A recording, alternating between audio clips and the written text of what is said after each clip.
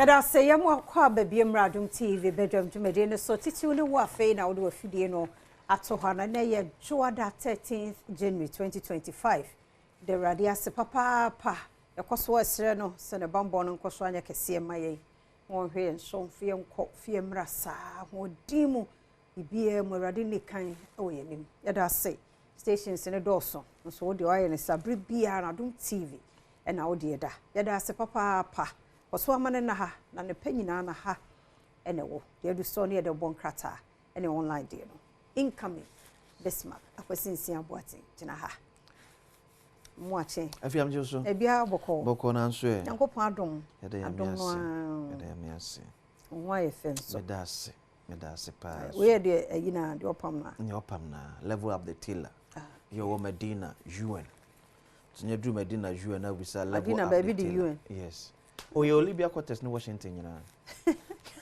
Enye wanwa ayi asama se di wo hopa na minim de ma ye de edin to baby Ne meti ye for UN yesem se time na ye beyi unse Medina fanaka so mfree kanda fo ne yi omo de omo kọ ho no na ese sa time na ye some officials from UN ade do ntem se Hono mo de aka honum. Libya quarters near yina o. Okay. Washington. That's what Drew kese bo pa. Yeah, Washington there. Any snow no kra to holiday. Washington and take it this nom de call UN. Nom de ama Libya form de ama ebibre. Boko de afia. O nyame adom boko. Na tro frasa babiem. Yes. Na tro frasa babiem. Yes. Enti. There be asre e kan. Wadwen o se bia Bosumi enko ya eko.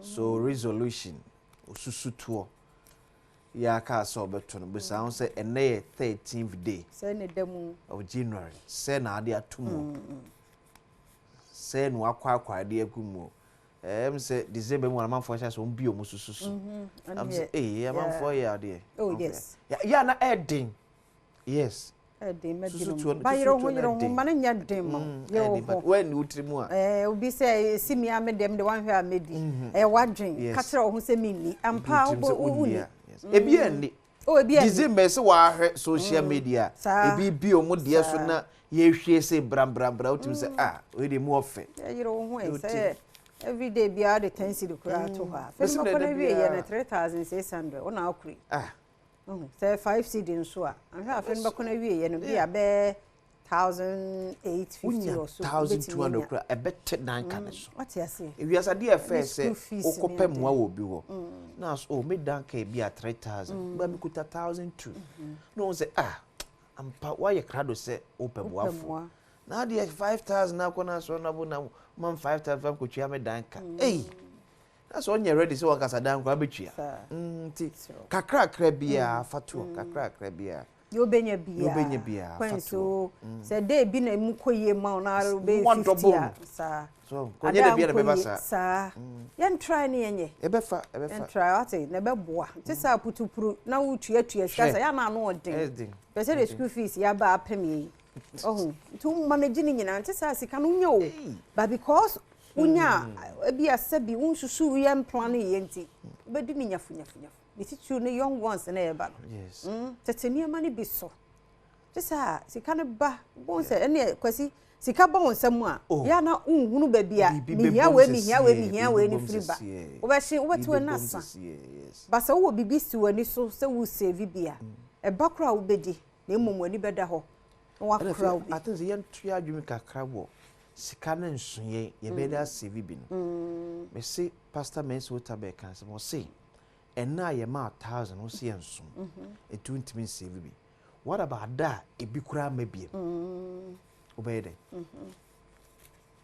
and 1000 wo se enso bi agitum sampa enso ne mabo kosoro but what about a da sa 1000 ebi kura mabie sada no so beyde it is 25 cedis 10 Ghana 50 Ghana I do trim I said there be an comedy 50 a day but this month dear made it 30 nam the 20 yes at one ebefa obi anko Jesus wadaka ndi ye obi anjibi e me na ye hwe pepese yemfa daily graphic de bokata en shase wode mampani John Dramani Mahama Foni aba na o say National Cathedral probe soon to say National Cathedral se ka be $58 million na akomu no ye ba ba hwem ye ba ababa hwem na ye hunu se adwuma o maye no ehu sika pepepe ene de aye na bansa hwem nso ewie a ye behwe se bia ba bia pese esi National Cathedral no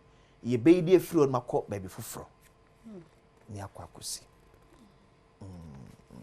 se questions be brain na eba ho ebi mu crash ase ebisa se ne ba ne sa asase na ya spend $58 million ho no ye be ne eno amete se na honorable Evese free ankra eka se sa asase ne prime area eteka se ye ton a ye betimi aton akese but the question say can we get $58 million for that asase ya ntam na ya agedi ato na na ene asefu for ba ye hwe se ne empenfo be e de akwakosim. President reduces number of ministries, Labour Federation welcomes realignment. Enti ministries President John Dramani Mahama so beto se na ye aduasa 30 ene wo yi enson efre so amana ba 23. Yes. That's aka 27. Na bo yi aba 23. Okay. Eti enson no ana youth and sports ehye. Say ye ni youth and sports biem. Nti no say youth development. Okay. And your Ministry of Sports. Who's a campaign in Wakan? Say because your growing population, abegina emebruno so.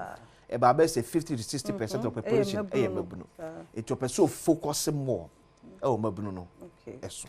This what ministry and here in charge of youth development. Okay. And a sports for them so Adom. Yes.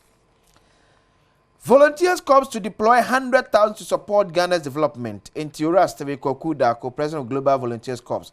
Amonum so the mebrum best Pimboha, Ebigumashabwa, Amomei, and Kanko, Area Perium. Prioritize national interest above partisanship. Speaker tells MPs. Enti wana akuma say your friend for no could be a nam. Ye, Jumedi be the momo.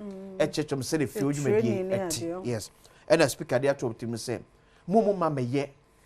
Am part mu amanyosem omeye oman kanko mu amanyosem unse politics ne gumbienu ye wo partisan ene wo governance speaker che se omo oman Ghana eni omonim edem eno betimi aboa oman enkanko yepa. Daily Graphic enonom the Ghanaian Times the wakata ensu eniem Mampani John Dramani Mahama Foni ewe no achi National Chief Imam ne mpanifo do bi atwa ahyem wo hadom.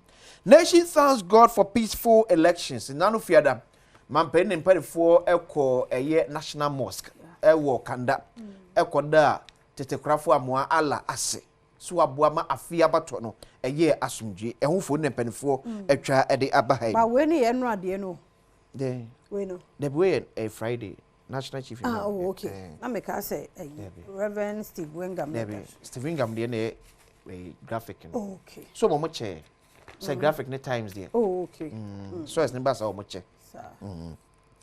President orders probe into electoral killings, directs Land Commission to halt sale, leasing of public lands, or the IGP Dr. George Akufo-Dampare Mfoniaba.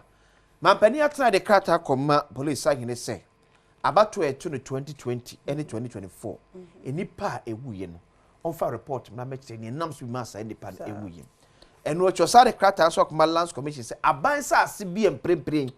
Ye ho adwuma se ye ton de ama amanfo de nya ni nyina. Ye twere nyina so. Ne mpanefo be do so emu. Wasanso en Urasteve kwakudua story so no. The Bokata edeba Ghanaian Times no. Daily Democrat. Mahama halt all transactions involving state and public lands. Ntiaka ehun asem. Mahama kickstart the reset agenda with 23 ministries. And so yaka ho asem. Ofosu Ampofo organizes victory party for over 1,000 NDC supporters. It is NDCD enkunimin. Ayesebe no ho.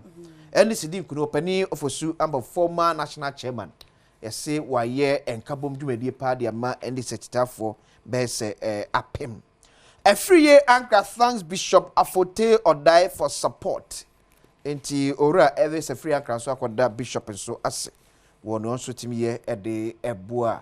Owono ni abato ya ekos. Daily Democrat no. The Inquisitor. Recovering the loot. Oral bites as exposed NIB boss fight Pebu.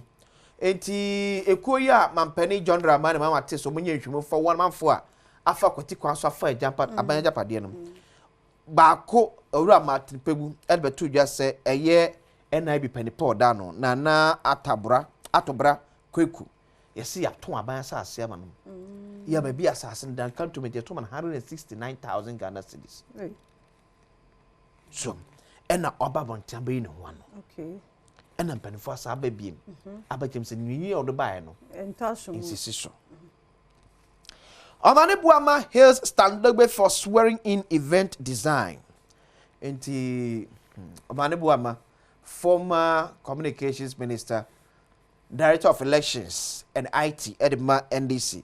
Eso na bo Standogbe abaso se enano swearing in design course wonu nyina na ye to ayade eye pa. Speaker urges new MPs to prioritize reason over emotion. Yedi ka eno asem.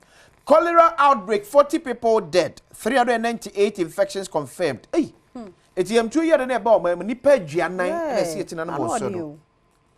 Ahasani a jokron watche, and soon enya yadiano ebi, ewo memui enyinam. Kwesi Quartens level of intelligence is suspicious. Hey. The Inquisitor and the publisher now for Yanko Online. The Ghanaian publisher. Child Rights International cautions against free SHS burden transfer. A job so many to abandon. Someone's a man fashion say boom. Say free senior high school no. A band chim now phone chib na ban so in chim no se be. Ma ban try sardin. Ma ban and try sardin no crap. Na ban try sardin de in same bebre ene beba.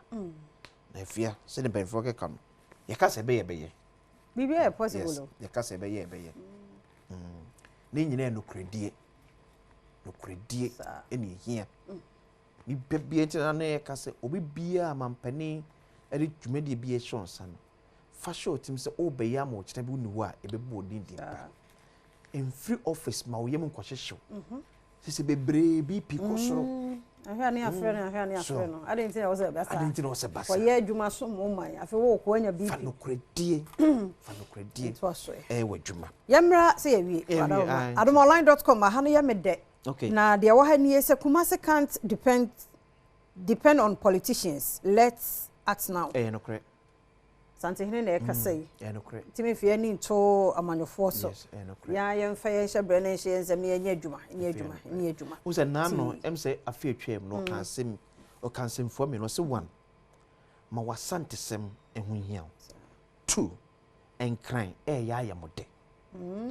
Enene odwe aso abetumu because se otwenani ehwe o mamu a wonna ebiebie nwuma akese emu dodo free asanteme ti sa nwuma no se prioritize net bebre na kodua asanteme mu a ebekoso eti abaiba na se ekwan eda we factories be se miensa asaso a enti wonye kwan obeye je ne ye futu a otekokoso de ama asanteman ni Kumasi ti ho asam no na yese techi mansuja atom nipa miense do mo ko hospital ye bompa se via be kama yodi yesre ya na yesa de bi ya ade bi ya ato so sa ha hye ye na di so ai ni nyina ye nim se dumjafo be ka kire ye edu wada ne se ye wiema ye dry ti nyina hwe hu ye ana ya na ye nipa bi na hye da yesa ade me ya medwen amenti ase because hwe mu ne mam ye hu ade ko da eno so ya another issue na no fire for no na I don't know.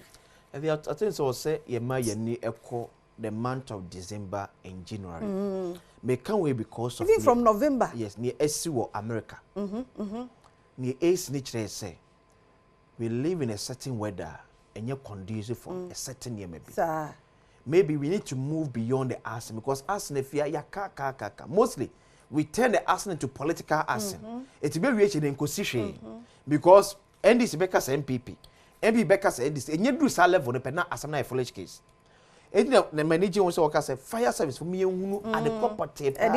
But almost who come as mama can say, yeah, report to here, yeah, the man one boy a man say, yeah, report. But report no, Sebi yena o me money in now. Yeah, part of it. But you fancy hey. Now I did be with the Mr. Mamfambo, the Ghanaian publisher. Or say World Bank VIP hails Soko project.